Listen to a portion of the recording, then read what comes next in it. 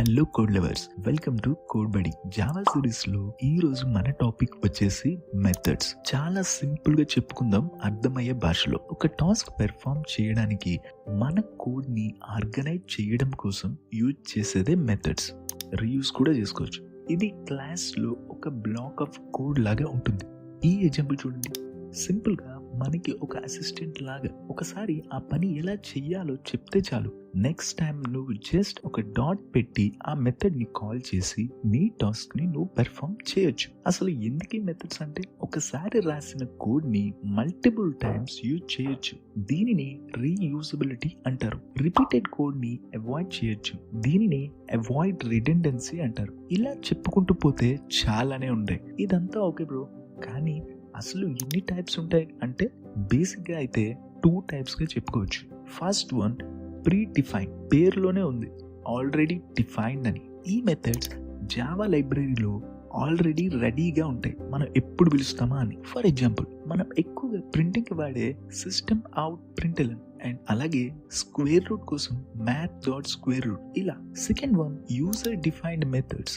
మన specific task కి మనమే క్రియేట్ చేసుకోవాలి. ఎగ్జాంపుల్ కి ఏదైనా అనొచ్చు. ఒక రెక్టాంగిల్ కి ఏరియా కనుక్కోవడం నుండి అంబానీ ఎసెట్స్ వరకు ఏదైనా ఒక మెథడ్ లా మనం డిఫైన్ చేయొచ్చు. ఈ యూజర్ డిఫైన్డ్ మెథడ్స్ లో కూడా 2 టైప్స్ ఉంటాయి, static methods and instance methods. Static methods గురించి ఆల్రెడీ ఒక రీల్ లో క్లారిటీగా చెప్పుకున్నాం.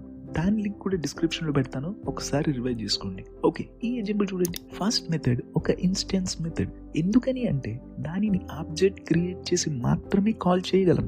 సెకండ్ మెథడ్ ఒక స్టాటిక్ మెథడ్. ఎందుకంటే స్టాటిక్ కీవర్డ్ తో డిఫైన్ చేసాం కాబట్టి ఇది క్లాస్ కి మాత్రమే కనెక్ట్ అయి ఉంటుంది, ఆబ్జెక్ట్ కి కాదు. సో మనం డైరెక్ట్ గా క్లాస్ తోనే కాల్ చేయొచ్చు. No need to create object. Provide చేసిన కోడ్స్ లో ఓన్లీ వాయిడ్ అని కనబడుతుంది కదా.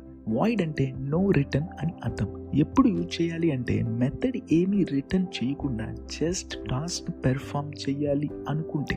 రిటర్న్ టైప్ అంటే ఏం లేదు, నీ మెథడ్ ఒక నెంబర్ ని గానీ లేక స్ట్రింగ్ ని గానీ లేక ఒక ఆబ్జెక్ట్ ని గానీ రిటర్న్ చేద్దాం అనుకున్నప్పుడు వాయిడ్ బదులు రిటర్న్ టైప్ మెన్షన్ చేసి బ్లాక్ లో రిటర్న్ అనే కీవర్డ్ యూజ్ చేసి నీ టాస్క్ పెర్ఫామ్ చేయాలి. ఈ వీడియోకి ఇదే శుభం కార్డ్. ఐ హోప్ మెథడ్స్ గురించి క్లారిటీ వచ్చింది అనుకుంటున్నాను. కోడ్ స్నిప్పెట్స్ డిస్క్రిప్షన్ లో ఉన్నాయి. కంటెంట్ నచ్చిందా? For more fun and engaging content subscribe to code బడి ఛానల్.